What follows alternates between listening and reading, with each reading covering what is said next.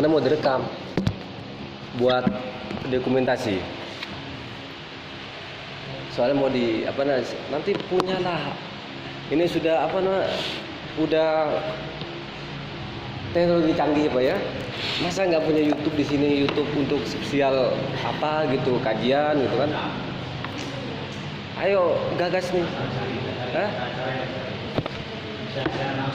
Iya, maksudnya gitu loh. Iya, di mana aja penting ditayangkan. Semua kajian kan enak kan? Jadi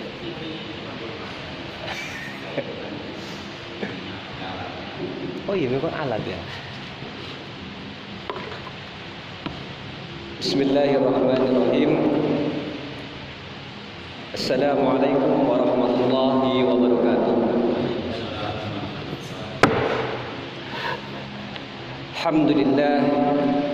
Alhamdulillahi rabbil alamin. Wassalatu wassalamu ala asrafil anbiya'i wal mursalin wa ala alihi wa sahbihi ajmain, amma ba'd.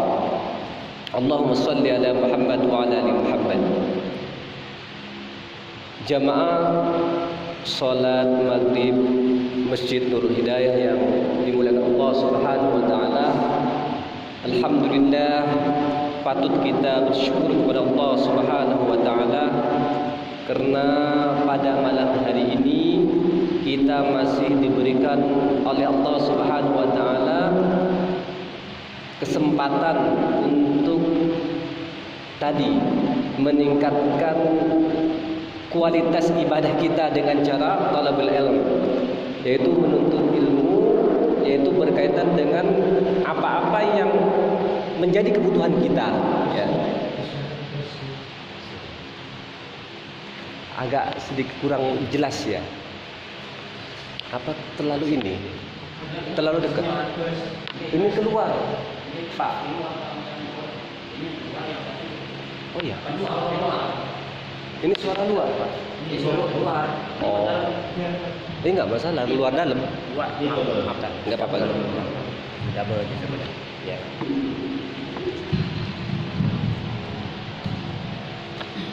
Yang namanya dakwah ngomongin luar dalam. Ini adalah niat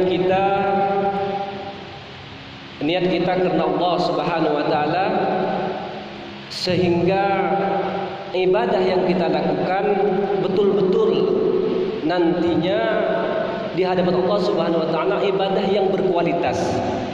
Karena apa yang disampaikan pada pertemuan malam ini adalah apa-apa yang pernah Rasulullah SAW sampaikan dan para sahabat-sahabat yang sampaikan, serta para imam-imam, Imam Syafi'i, Imam Maliki yang disampaikan. Saya tugasnya adalah menyampaikan apa-apa yang pernah diajarkan oleh beliau. Tugasnya adalah menyampaikan. Jadi kalau memang ada yang sesuatu yang tidak sesuai, mari kita sama-sama perbaiki. Tapi kalau ada yang sesuai, alhamdulillah, memantapkan ibadah kita, memantapkan ritual ibadah kita, sehingga kita lebih mantap, lebih yakin apa yang kita kerjakan itu adalah betul-betul apa yang pernah diajarkan oleh Rasulullah SAW. Nah, pada bab kali ini, yaitu kita melanjutkan pertemuan sebelum puasa ya, cukup lama sebelum puasa. Itu kemarin kalau tidak salah di tandanya di buku ini sampai bab sholat, bab wudu ya, bab wudu sampai selesai kemarin. Nah, bab wudu sampai selesai. Nah, kemarin sudah selesai bab wudu. Bagaimana ketika Rasulullah SAW berwudu ya, yang dicontohkan oleh para sahabatnya. Nah, sekarang ya, ringkasan yang dulu aja ya. Ringkasan yang dulu, bagaimana runtunan yang pernah ada yang pernah diajarkan, yang pernah dilakukan oleh para sahabat ketika mereka berwudu, di antaranya dan ringkasan secara ringkas, yang pertama adalah niat ya. Niat merupakan sesuatu yang mutlak ya, dalam melaksanakan ibadah. Ya tadi, niat itu adalah tempatnya di hati ya. Boleh tidak diucapkan? Boleh. Karena bentuk niat itu adalah tindakan ya. Bentuk niat itu adalah tindakan, akan kelihatan. Bentuk niat itu adalah tindakan. Jadi kita kalau mau berwudu, maka sudah dikategorikan niat itu, karena niatnya tidak diucapkan, karena niat itu sepakat semua para ulama itu adalah niat itu adalah letaknya di hati ya. Kemudian ya, setelah niat ya, kemudian kita disunnahkan untuk membaca atau berzikir dengan menyebut nama Allah ya, bismillah ya. Kemudian dengan menyebut nama Allah. Kemarin kita ini hanya mengulang. Setelah itu membasuh kedua tangan 3 kali. Bagaimana cara membasuhnya? Ini perlu dipraktekkan sebenarnya ya.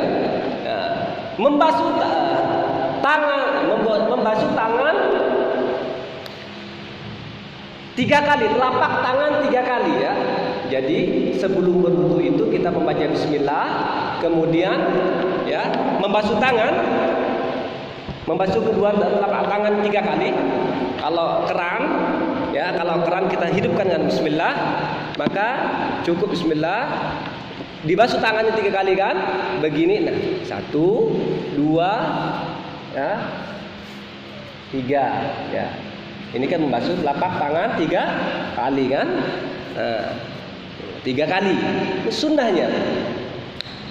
Nah, kemudian setelah membasuh tangan 3 kali, maka selanjutnya adalah mengambil air dengan tangan kanan ya, mengambil air dengan tangan kanan dan meletakkannya di mulut ya. Ambil tangan kanan, artinya kita hidupkan airnya, ambil airnya, kemudian diletakkan di mulut dan hidung, dan dengan satu cidukan kemudian berkumur-kumur dan mengisapnya dengan hidung. Jadi ambil sebelah kanan, kemudian berkumur-kumur sambil mengisapkan ke hidung airnya itu. Itu sebanyak 3 kali.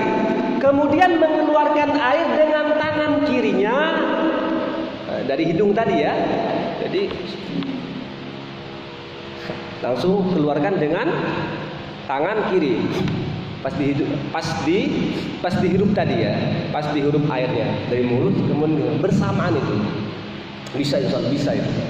Kalau sering dilakukan ya. Nah, setelah itu ya selanjutnya seperti biasa ya, membasuh wajah seluruhnya ya. Wajah itu kemarin dari mana ya, dari tumbuhnya rambut itu kan sampai rahang ya, dagu ya, rahang dagu.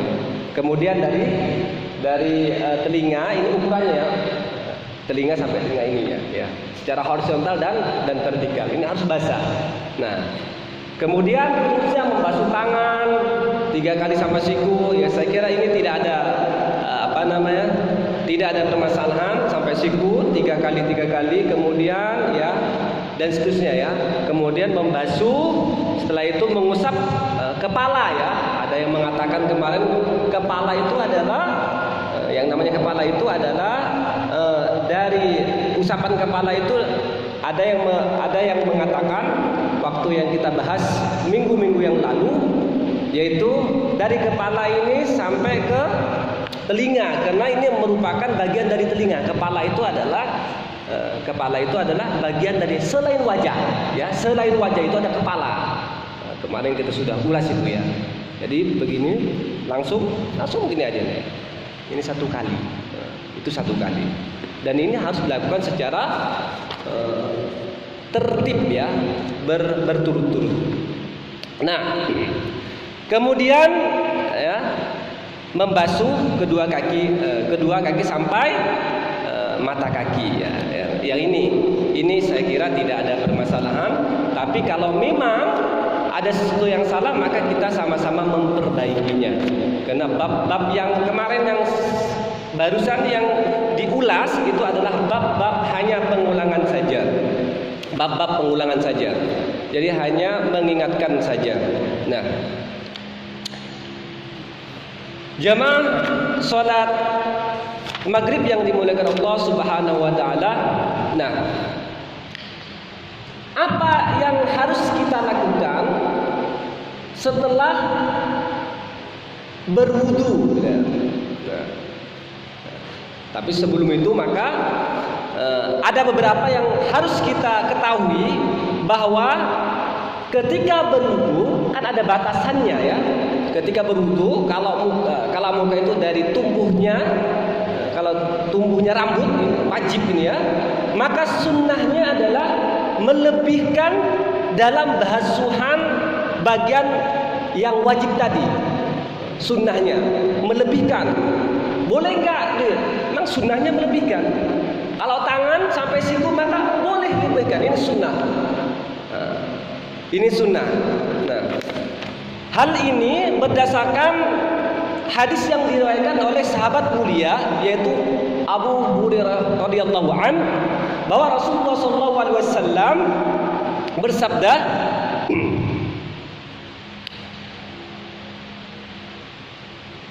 "Inna ummati ya'tuna yaumal qiyamah."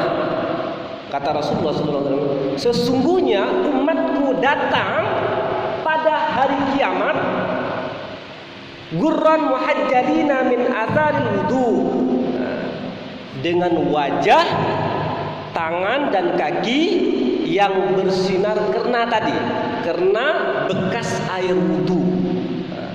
Maka ini sunnahnya kita ketika berwudu itu dilebihkan. Yang mata kaki monggo, sampai ke sini monggo, ini sunnah. Dalam riwayat lain juga dijelaskan, ini juga sama, ini adalah dari sahabat mulia Abu Hurairah radhiyallahu an, Rasulullah SAW juga bersabda, ini ada hadis sahih riwayat Bukhari Muslim, bahwa kata Rasulullah SAW, "Tatlubul hilyatu minal mu'min," pancaran cahaya orang-orang yang mukmin, orang-orang mukmin,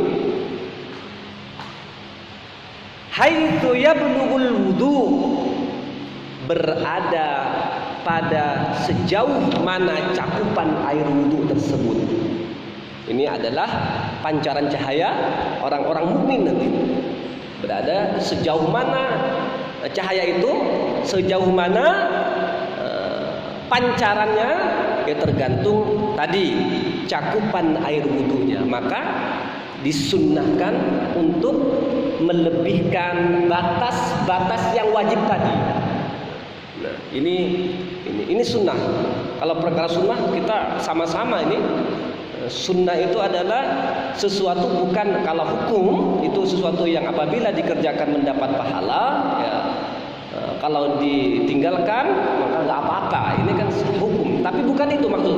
Sunnah itu adalah ajaran-ajaran yang pernah diajarkan oleh Rasulullah berkaitan ibadah-ibadah, perilaku kesehariannya, lebih baik bagaimana bermasyarakat ya, bagaimana beribadah, bagaimana ketika kita memulai hadas ya. Ini sunnah, ini sunnah, berarti ajaran-ajaran yang pernah dilakukan oleh Rasulullah, ini sunnahnya. Nah, jadi melebihkan dalam membasuh bagian yang wajib dibasuh itu adalah merupakan pahala. Ya. Kemudian selain itu, setelah berwudu maka ada beberapa doa. Ada doa yang diajarkan oleh Rasulullah SAW yang diriwayatkan oleh sahabat mulia, yaitu Umar ia berkata bahwa Rasulullah SAW bersabda, "Ma minkum min ahadin yatawaddo." Ma minkum min ahadin yatawaddo. Tidak ada di antara kalian yang berwudu dengan menyempurnakan wudunya fayusbihu wudu'a thumma yaqulu, kemudian mengatakan, jadi setelah wudu itu dia mengatakan asyhadu an la ilaha illallah wahdahu la syarikalah wa asyhadu anna muhammadan abduhu wa rasuluh. Cukup segitu di sini ya. Ini hadis riwayat, hadis yang riwayat Bukhari Muslim, dan ini adalah hadis sahih. Jadi setelah berwudu maka kita berdoa tadi sederhana, asyhadu an la ilaha illallah wahdahu la syarikalah wa asyhadu anna muhammadan abduhu wa rasuluh. Nah, maka kata Rasulullah SAW, ketika kita membaca doa ini, illa futihat lahu abwabul jannah samaniyatu yadkhulu min ayyaha sya'a. Kata Rasulullah SAW, ketika kita berwudu membaca yang tadi, asyhadu an la ilaha illallah wahdahu la syarikalah wa asyhadu anna muhammadan abduhu wa rasuluh, maka kata Rasulullah SAW, boleh, maka diperkenankan untuk orang-orang yang membaca itu untuk memasuki pintu-pintu surga dari 8 pintu surga yang mana saja yang disukai. Nah, jadi ini ya. Jadi dengan membaca doa itu maka jaminan Rasulullah SAW menyampaikan ini, dijanjikan bahwa kita boleh masuk dari 8 pintu yang mana yang kita sukai. Maka tapi dikerjakan secara istiqamah. Ini kan asyhadu an la ilaha illallah ya, aku bersaksi biasa asyhadu an la ilaha illallah wa asyhadu anna muhammadan abduhu wa rasuluh wa asyhadu anna muhammadan abduhu wa rasuluh. Ini bersaksi bahwa tiada Tuhan selain Allah, Muhammad Rasulullah ya. Nah, ini saja. Asyhadu an la ilaha illallah wahdahu la syarikalah wa asyhadu anna muhammadan abduhu wa rasuluh. Nah, ini. Jadi sederhana, tapi kalau kita lakukan ini secara kontinu, secara istiqomah, maka yakinlah, dan saya yakin demi Allah, pintu dari 8 pintu kita boleh memilih yang mana saja ya. Kemudian riwayat lain dari sahabat mulia juga, dari Abu Sa'id, bahwa Rasulullah SAW juga bersabda, nah, man tawadda faqala, kata Rasulullah SAW, barang siapa yang berwudu kemudian dia membaca subhanaka Allahumma wa bihamdika astaghfiruka wa atubu ilaik, membaca ini aja, maha suci engkau ya Allah, dan dengan pujianmu aku bersaksi tiada Tuhan yang berhak disembah kecuali engkau, aku mohon ampun kepadamu dan aku bertaubat kepadamu, kata Rasulullah SAW, kutiba fi raqqin thumma tubi'a bi tabi'in fala yuksaru ila yaumil qiyamah. Maka hari ini akan ditulis di sebuah lembar, kemudian ditempel dan tidak akan hancur sampai pada hari kiamat. Ini artinya apa? Garansi bagi kita ketika selesai berwudu kemudian membaca subhanaka Allahumma wa bihamdika astaghfiruka wa atubu ilaik. Maka ini menjadi saksi nanti yaumul kiamah. Saksi ini tidak akan hancur sampai nanti di yaumul kiamah. Ini adalah doa yang diajarkan oleh Rasulullah SAW ketika dia menyelesaikan wudunya. Jadi tadi ya, asyhadu an la ilaha illallah wahdahu la syarikalah wa asyhadu anna Muhammadan abduhu wa rasuluh. Nah, ini adalah boleh kita membaca ini. Kemudian tambah boleh tambah ini, subhanaka allahumma wa bihamdika astaghfiruka wa atubu ilaik. Jamaah salat maghrib yang dimuliakan Allah Subhanahu wa taala. Kemudian selain doa-doa yang tadi, maka ada sunnah-sunnah lain, di antara adalah mengerjakan solat 2 rakaat setelah wudu. Ya, solat sunnah 2 rakaat setelah wudu. Setelah wudu kita solat sunnah aja. Niatkan solat sunnah. Bagaimana niatnya? Boleh tidak dilafalkan usolli, boleh ya, karena niatnya dalam hati. Boleh Pak Rijal langsung sholat sunnah, katakan Pak Rijal atau Pak Iya atau lain sebagainya, mengambil wudu, kemudian ingin istiqamah dengan apa yang pernah diajarkan oleh Rasulullah, kebiasaan beliau, langsung setelah berwudu sholat 2 rakaat, membaca doa tadi, maka hal ini diperbolehkan. Ini disebut sholat sunnah 2 rakaat setelah wudu. Nah, kata Rasulullah SAW, riwayat yang diriwayatkan oleh Utsman, bahwa Rasulullah kata Utsman, aku melihat Rasulullah SAW ketika berwudu, kemudian dia sholat 2 rakaat setelah wudu. Man tawadda wa wudu'i hadza summa shalat rak'ataini la yuhadditsu fihi ma nafsuhu ghufira lahu ma taqaddama min dhanbi. Ketika kita melaksanakan salat sunnah wudu 2 rakaat tadi, maka kata Rasulullah SAW akan diampuni dosa-dosanya yang telah lalu. Masya Allah ya, cukup itu saja. Jadi kita boleh banyak dosa, tapi boleh juga kita banyak ibadah yang tadi untuk menggugurkan dosa-dosa. Karena mustahil kita sebagai insan manusia yang sifatnya tidak terlepas dari salah, maka sewajarnya dan seharusnya kita mengerjakan sholat sunnah wudu ini, karena tadi pahalanya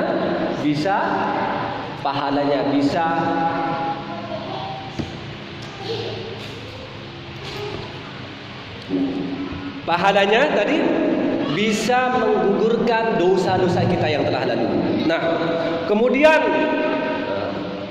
setelah kita melakukan ini, maka ada riwayat lain juga, dan ini pernah disebutkan ya, diriwayatkan oleh Abu Hurairah radhiyallahu anhu berkaitan dengan Bilal ya, yang pernah saya terangkan sebelumnya. Ini adalah hadis sahih riwayat Muslim ya.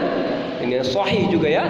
Ini adalah Bilal itu, kata Rasulullah SAW dalam hadis ini, anna Nabi SAW qala Bilal ya, sesungguhnya Nabi SAW bersabda kepada Bilal ya, inda salat fajri, pada salat subuh ya, pada saat waktu salat subuh ya, ya Bilal, katanya, wahai Bilal, akhbirni bi arja amalin amil tahu fil Islam, kata, wahai Bilal, beritahukanlah kepadaku sebuah amalan yang paling engkau harapkan pahalanya. Jadi Nabi bertanya ke Bilal, beritahu kepadaku tadi apa, amalan apa sih selama engkau masuk Islam ini, kata beliau kepada Bilal, amalan apa yang kau punya pada saat masuk Islam? Fa inni sami'tu dafa na'alaika baina yadayya fil jannah. Karena kata Rasulullah SAW, sesungguhnya aku mendengar suara gerakan dua sendalmu di surga. Sampai tadi ya Nabi bertanya itu kan, amalan apa sih yang pernah dilakukan oleh Bilal? Kok sampai saya mendengar suara sendalnya di surga? Ia berkata, qala ma amiltu amalan arja indi anni lam atatahhar tahuran fi sya'ati lailin aw naharin illa salatu bidzalika turi ma kutiba li an usalli. Kata Bilal, amalan yang dilakukan beliau itu dia tidak terlepas dari wudunya. Kemudian setelah wudu dia sholat 2 rakaat. Ini saja. Dan ini sendalnya itu kedengaran oleh Nabi di surga. Makanya Nabi bertanya kepada Bilal. Maka dari penting sekali kita sama-sama memperingatkan ya, apalagi di bulan mulia ini, bulan Zulhijjah sekarang. Bulan Zulhijjah. Masuk bulan ini. Iya, ini bulan mulia ya. Ini salah bulan mulia ini. Ini pahalanya luar biasa di bulan-bulan ini. Kalau bersedekah, kalau ibadah maka pahalanya beda dengan bulan-bulan yang lain.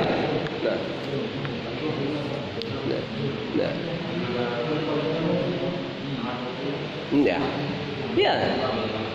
Ini masih banyak, masih kurang lebih berapa 10 hari lagi ya? Seminggu lagi ya? Setengah bulan lagi.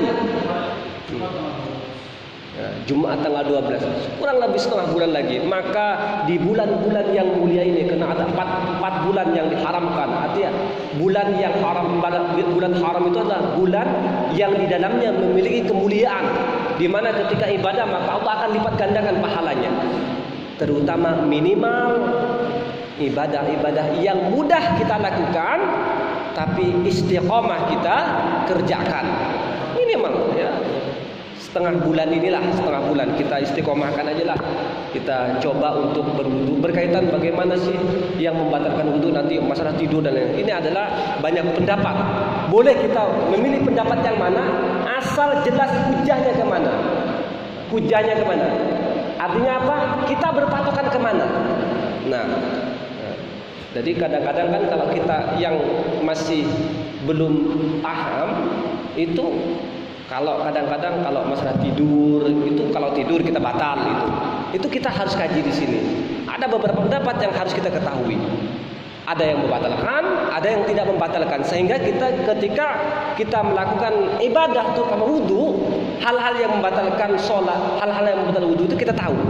Di antaranya ya, kita lanjut aja. Hal-hal yang membatalkan wudu saja ya. Karena ini berkaitan dengan wudu.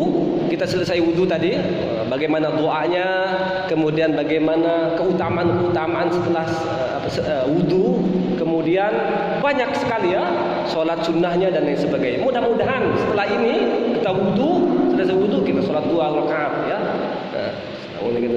Dan ini mudah-mudahan kita bisa melaksanakan kita kerjakan secara istiqomah. Jemaah yang mulia, yang dimuliakan Allah Subhanahu wa taala. Nah, ada beberapa yang membatalkan wudu dan patut kita tahu. Kita wajib ketahui ini karena kalau tidak tahu kadang-kadang kita was-was. Was-was itu suka ragu.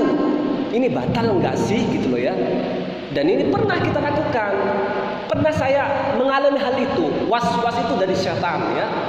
Was-wasil khannas ya, makanya kita dianjurkan berlindung kepada Allah. Was-was itu bisa datangnya dari setan, bisa juga datangnya ilmu yang kita miliki masih kurang, tapi kita ingin betul-betul beribadah tapi tidak sampai. Sehingga saya dulu berwudu itu kurang lebih setengah jam nggak selesai berwudu.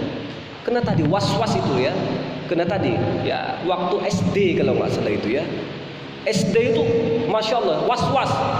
Mau sholat aja Allahu Akbar, Allahu Akbar, Allahu Akbar, itu nggak boleh. Was-was ini benar nggak? Ini kok lafal Allahnya nggak kurang sempurna? Bisikan-bisikan dari syaitan. Nah, ada hal-hal yang membatalkan wudu ya. Sebelum masuk ke sana, tidak sah itu sholat, tidak sah wudu seorang kaum muslim ketika saat kuku tertutupi oleh apa istilahnya sekarang? Kuteks ya. Kuteks itu kan benda apa itu? Benda padat ya. Benda padat. Kalau air netes itu nggak masuk, maka ini tidak boleh. Terus bagaimana dengan zat-zat yang seperti yang dari daun, ya, pewarna, maka ini diperbolehkan, silakan diperbolehkan, tidak masalah ini. Tapi kalau masalah kuteks itu jamaah. Jadi kalau minimal keluarga kita kasih tahu harus dibuang ketika kita ingin berwudu. Karena hal-hal seperti ini kadang-kadang tidak paham ya, kadang-kadang tidak paham. Syukur kita mudah-mudahan di sini sudah paham semua. Jadi kutek itu, kalau masalah pacar biasa yang sifatnya bisa air masuk, ya monggo, nggak masalah. Nah, hal-hal yang membatalkan wudu, yang pertama adalah ini kita sepakat semuanya, ya, keluar air kencing, ya, kotoran tinja, banyak ya, kentut dari dua jalan tadi, yaitu jalannya itu dubur dan kemaluan, ya. Dubur dan kemaluan. Itu tadi ya, keluar sesuatu yang tadi itu. Maka ini mutlak hal-hal yang membatalkan wudu.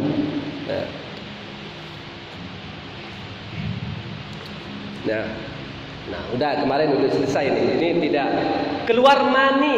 Nah, keluar mani, wadi dan madi. Kemarin kan, wadi itu apa, madi itu apa, sudah jelaskan. Cairan ketika selesai kita tinja, kadang-kadang ada keluar cairan itu disebut madi. Kalau wadi itu berarti ada sahwat ya, kemudian ada cairan-cairan. Nah, itu keluar itu maka batal, wajib untuk berwudu. Nah, yang selanjutnya itu adalah ada tidur nyenyak yang tidak menyisakan sensitif tubuh, artinya nyenyak pules dan lain sebagainya. Tapi ingat, ini ada beberapa pendapat yang memperbolehkan, artinya memperbolehkan tidak berwudu. Ada pendapat yang tidak, artinya tidak intoleran itu wajib untuk berwudu. Jadi kalau tidur nyenyak yang tidak menyisakan sensitif tubuh tadi, artinya diginin tuh nyenyak lah ya, maka ini batal katanya. Namun hal ini ada beberapa pendapat. Pendapat yang pertama berkaitan tidur ini, tidur tidak membatalkan wudu secara mutlak. Nah, jadi ada yang berpendapat yang tidur itu nggak membatalkan wudu, ada. Nah, pendapat ini banyak ya. Pendapat ini dikutip dari sejumlah sahabat ya. Di antara mereka adalah Ibnu Umar ya, Ibnu Musa. Kemudian pendapat Sa'id bin Jubair. Ini ulama-ulama besar semua ya. Banyak sekali. Tidur tidak membatalkan wudu secara mutlak itu, artinya boleh tidur tapi tidak membatalkan wudu. Nah, hal ini bahwa mereka berlandaskan pada hadis yang diriwayatkan oleh Anas bin Malik, Rasulullah SAW bersabda, "Uqimatis sholatu wa Nabi sallallahu alaihi wasallam." Iqamah salat sudah dikumandangkan. Sementara Nabi sallallahu alaihi wasallam yunaji rajulan, masih berbicara dengan orang dalam keheningan. Jadi dalam keadaan sunyi. Tapi iqamah sedang datang. Falam yazal yunaji hatta nama ashabuhu. Beliau masih terus melakukan sampai para sahabat tertidur. Jadi saking asiknya cerita, di waktu keheningan itu, hening. Kemudian sahabat sampai tertidur. Tsumma ja'a fasalla. Kemudian datanglah waktunya sholat. Kadang komangan fasalla bihim, dan mereka sholat bersama-sama. Artinya apa? Dari kejadian ini sahabat tadi tidur nyenyak. Kemudian waktu iqamah sudah tiba. Tadi kan sudah tidur, kemudian mereka langsung sholat. Nah, dalam hadis ini Nabi tidak memerintahkan kepada sahabat untuk berwudu. Maka hal ini diperbolehkan. Ini monggo, yang mau suka yang seperti ini monggo. Nah, tapi yang tadi yang berkaitan dengan keluarnya tinja dan lain sebagainya tadi itu dari dua kemaluan tadi, maka ini wajib. Nah, saya tidak akan bacakan satu-satu, tapi yang jelas di antaranya adalah dalil yang dia pegang adalah yang tadi ya. Nah, kemudian dalam Sahih Bukhari Muslim, ini adalah hadisnya sahih. Diriwayatkan dari Qatadamah, dia berkata, Rasulullah, saya mendengar Anas berkata, para sahabat Rasulullah SAW pada waktu itu tidur ya.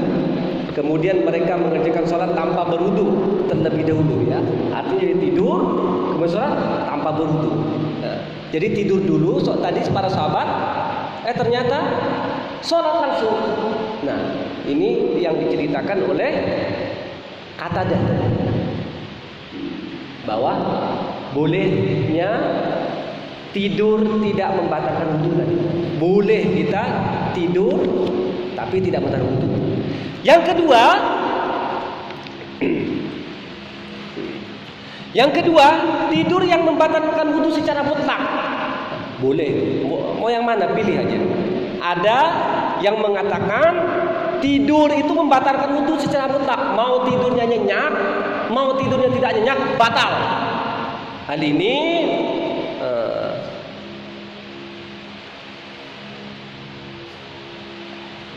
Hal ini ulama-ulama yang sepakat, yaitu mazhab Abu Hurairah ya. Kemudian mazhab Abu Rafi, banyak sekali. Di antaranya adalah riwayat yang mereka pegang ini adalah hadisnya agak lemah dia ya. Hadisnya hadis dhaif ya, hadis Abu Daud. Al-ainani wika'us sahih faman nama falyatawadda. Nah, dua mata adalah ketuk lubang bubur. Barang siapa yang tidur, hendaknya dia berwudu. Tapi ini lemah. Ya monggo terserah. Mau yang mana? Penting ada hujahnya. Kemana kita berhujah? Dan ini riwayatnya dari Ali bin Abi Thalib ya. Ali bin Abi Thalib. Nah, kemudian ini adalah hadis-hadis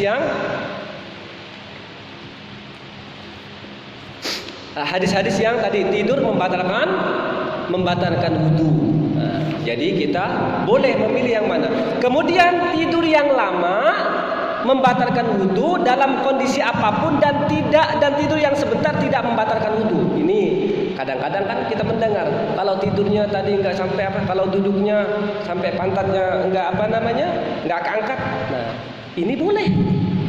Jadi tadi boleh tidur itu tidak membatalkan wudu, tapi jangan yang nyenyak-nyenyak lah gitu lah.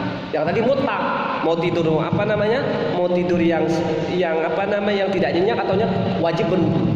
Sekarang tidurnya tidak nyenyak, ini wajib juga berwudu. Tidur yang lama membatalkan wudu dalam kondisi apapun, dan tidur yang sebentar tidak membatalkan wudu. Berarti tidur yang sebentar. Ini adalah hadis riwayat Ibnu Adi, dan ini hadisnya dalam kutipan ini yaitu hadisnya lemah. hadis ini lemah, tidak sahih. Katanya laisa, ini riwayat dari Amr bin Su'ad, laisa ala man nama jalisan wa wudu hatta yad'a jambah. Tidak ada kewajiban wudu atas seorang yang tidur dalam keadaan duduk. Tidak ada kewajiban ya, sampai ia tidur dalam keadaan terbaring ya. Jadi kalau tidurnya terduduk, maka hal ini tidak ada kewajiban untuk berwudu. Tapi kalau berbaring silakan berwudu, itu maksudnya ya. Jadi boleh yang mana? Jadi mau contoh yang tadi, kalau wudu ketika tidur tidak membatalkan, monggo. Kalau tidur mau tidur nyenyak tidak nyenyak itu mutlak batal, monggo. Atau mau tidurnya tidak nyenyak, itu tidak asal tidak berbaring, monggo ya. Silahkan. Jadi tidak usah was-was aja. Boleh yang mana? Karena hal ini punya dasar yang jelas ya. Dasar yang jelas. Saya kira sudah kali ya. Ada yang perlu ditanyakan terkait masalah-masalah bab wudu ini? Bab wudu ini karena sudah selesai. Kalau perlu ada pertanyaan yang kelihatannya ada sesuatu yang menggeletak di hati, monggolah kita sama-sama di sini. Kalau saya tahu saya jawab, tapi kalau saya tahu saya akan jadikan PR, begitu aja. Jadi Pak Ian mau suka yang mana silakan. Jadi mau wudu ya silakan, mau tidur monggo. Tadi mau yang suka yang tidur tidak nyenyak itu tidak mengenal wudu, monggo gitu loh. Tidur itu mau nyenyak tidak nyenyak, monggo, silakan. Karena ini ada hujahnya, monggo yang mana aja yang kita pilih. Kalau saya pribadi ya, kalau saya belum tidur nyenyak, kalau hanya tidur seperti ini, ya itu tidak membatalkan wudu. Tapi kalau sudah saya tidur nyenyak sampai ngorok-ngorok dan lain sebagainya, kalau saya pribadi ya saya lebih hati-hati, saya mendingan berwudu. Karena takut ketika hilang, kan ada yang hilang ingatan karena gila itu membatalkan wudu kan, ada yang seperti itu. Tapi saat ini sampai sini saja dulu. Iya. Terkait dengan keputusan, saya pernah mendengar bahwa kalau kita kaget istilahnya, itu apa kita benar tahu atau Ini bahasanya itu, iya. katanya kaget itu kan yang dibilang ada hilang akal lah. Iya, hilang akal. Iya. Apakah itu gimana? Ya, ini pertanyaan yang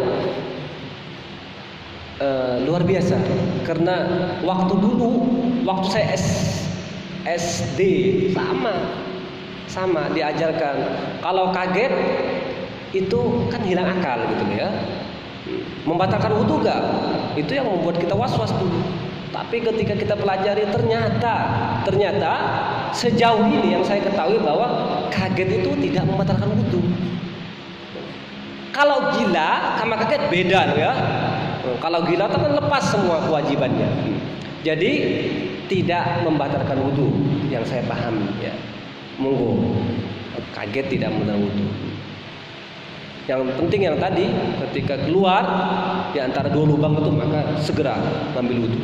Kalau masalah kaget insyaallah enggak. Dan saya yakin sudah kali ya, udah masuk 1 menit lagi. Ya, Tadi saya sempat dengar Rasulullah melakukan sholat nabi juga di bagian sholat. iya. Tapi itu pada saat jadi ungkapan Ustaz terkait sholat sunnah pada wudhu itu Rasulullah tidak pernah jelas sama sekali. Oh iya. Itu yang saya dengar, ada juga satu Ustaz yang Baik. Saya ngomong gitu tadi ya. Baik. Itu berarti hadis riwayat Bukhari ya. Belum. Saya bacakan. Saya ngomong begitu nih. Oke, man tawaddo wa wudu'i hadza summa shalah shalla rak'ataini. Rasulullah, barang siapa yang berwudu seperti cara wuduku ini yang kemarin sudah disebutkan ya. Kemudian ia mengerjakan sholat 2 rakaat, mengerjakan ini perintah saja. Kemudian mengerjakan sholat 2 rakaat, ini perintah saja ya. Dikasih tahu. Kata Rasulullah ini riwayat dari Utsman. Fihi ma nafsahu ghufira lahu ma taqaddama min dzambi. Yang ini toh, maka Allah akan ampuni dosa-dosanya yang telah lalu. Mohon maaf berarti ada yang salah tadi. Saya menyampaikan tadi. Kalau memang Rasulullah pernah melakukan, tapi ini diperintahkan oleh Rasulullah ya, diperintahkan oleh Rasulullah ya. Iya, terima kasih koreksinya ya. Terima kasih.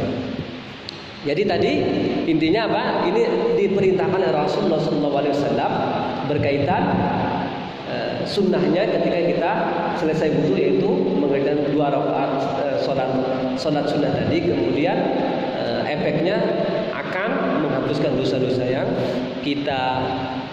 kita lakukan telah lalu ya. Wallahu a'lam ya. Intinya enggak ada ya. Baik, saya akhiri. Assalamualaikum warahmatullahi wabarakatuh.